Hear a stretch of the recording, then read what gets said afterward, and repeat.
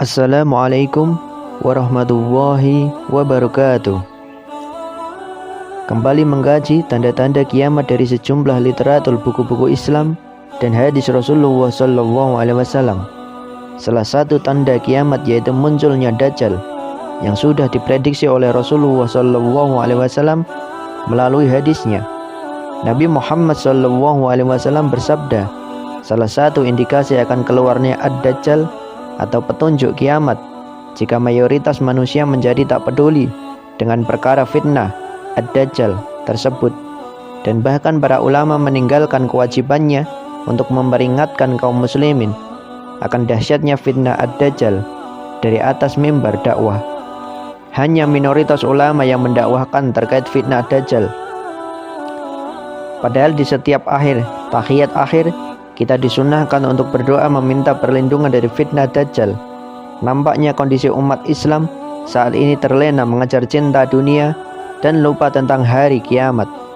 Sesungguhnya saya telah mendengar Rasulullah SAW bersabda, Ad-Dajjal tidak akan keluar sampai manusia menjadi heran dengan perkaranya Ad-Dajjal, dan sampai para mubalik di atas mimbar-mimbar tidak memperingatkannya soal Ad-Dajjal. Hadis riwayat Ahmad. Untuk diketahui, Jabal Habsyi terletak 12,5 km dari kota Madinah Al-Munawwarah, di mana terdapat suatu bukit yang di puncaknya dibangun suatu gedung yang diberi nama Kingdom Palace.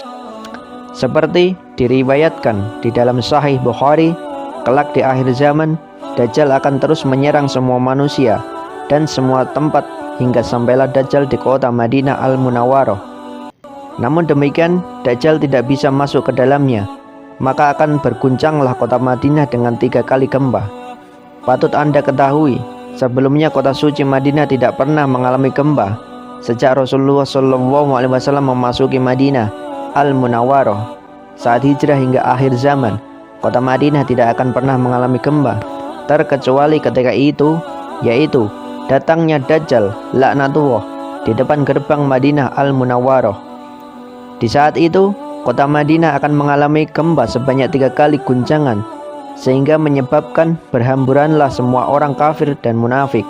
Maka berkata Imam Ibnu Hajar di dalam kitabnya Fathul Bari Bisyarah Sahih Bukhari, bahwa kala itu Rasulullah SAW mengatakan bahwa munafik, fasik, kafir semuanya keluar dari Madinah menuju Dajjal di sebuah bukit tersebut, kecuali orang-orang mukhlisin, yakni orang-orang yang mencintai Rasulullah SAW yang tidak akan bergeming dari Madinah Al-Munawwarah.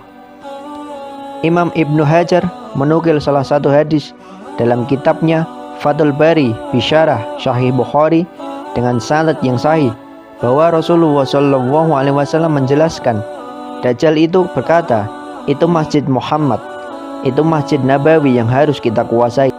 Kubah hijau, masjidnya Rasulullah SAW, telah ditunjuk oleh Dajjal dan berkata, itu Masjid Muhammad, itu Masjid Muhammad, kita harus sampai ke sana.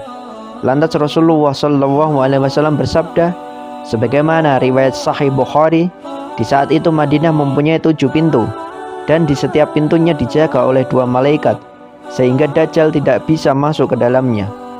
Rasulullah SAW kembali bersabda, Al-Masih Ad-Dajjal tidak akan bisa memasuki Madinah yang pada saat itu memiliki 7 gerbang pintu, yang di setiap gerbangnya akan dijaga oleh 2 malaikat. Sahih Bukhari. Bila Anda sekarang melihat peta Madinah Al-Munawwarah, saat ini akan terlihat 7 jalan utama untuk memasuki kota Madinah Al-Munawwarah. Ketujuh jalan tersebut yakni berasal dari Jeddah, Mekah, Rabik, Bandara, Tabuk, dan 2 lagi dari wilayah sekitarnya. Kemudian pertanyaannya, siapa yang memberikan pengetahuan kepada Rasulullah SAW mengenai kota Madinah Al-Munawwarah di era modern seperti sekarang ini, hingga mengetahui ada 7 pintu jalan utama? Berikut salah satu bukti kebenaran sabda Rasulullah SAW dalam sebuah hadis dari Abdullah bin Syaf dari Muhjin bin Adra.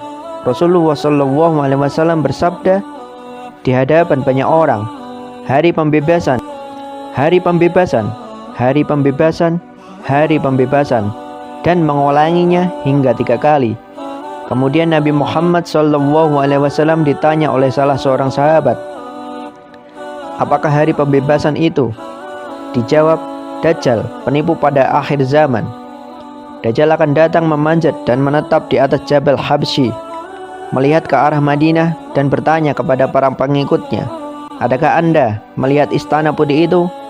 Itulah Masjid Muhammad.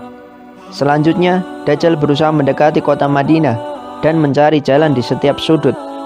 Tapi malaikat menghalanginya dengan pedang, dan Dajjal akan sampai ke tanah lapang Al-Jur dan membuat kemah.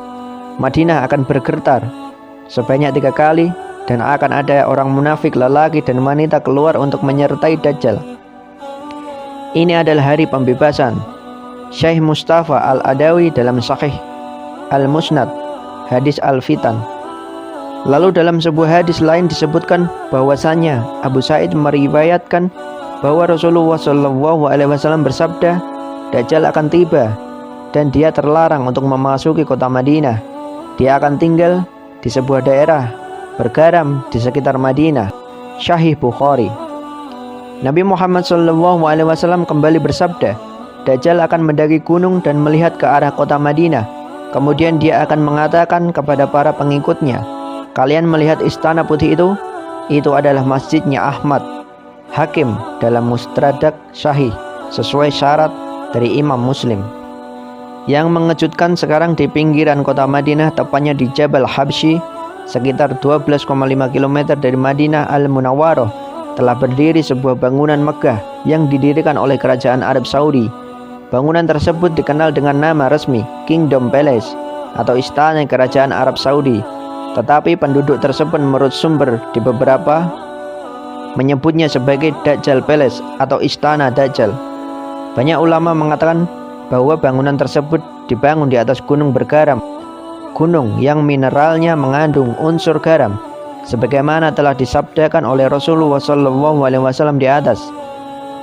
Dan bila Anda melihat dari istana kerajaan Kingdom Palace yang berada di atas Jabal Habsyi, maka Masjid Nabawi berada lurus timur istana tersebut. Begitupun bila kita tarik garis lurus dari Madinah Al-Munawwarah ke Kingdom Palace, maka akan berujung di Zionis Israel. Bagaimana kita mengetahui di sana terdapat danau Tabari atau Tiberias yang menjadi salah satu tanda kemunculan Dajjal dengan surut airnya. Sekarang airnya surut sepertiganya. Pada sejak zaman dahulu permukaan airnya tidak pernah surut. Anda pun telah melihat sekarang ini Masjid Nabawi tampak sangat besar dan megah, juga indah bagaikan istana putih.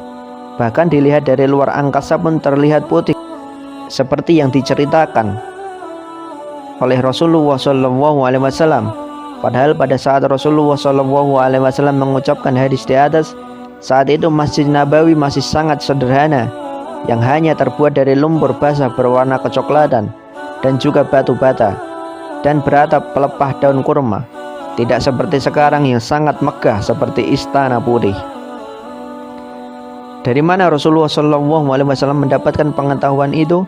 Ini adalah salah satu tanda bukti lagi kebenaran sabda Rasulullah SAW sebagai utusan Allah Subhanahu wa Ta'ala yang sangat nyata kebenarannya. Wallahu a'lam bishawab. Semoga bermanfaat.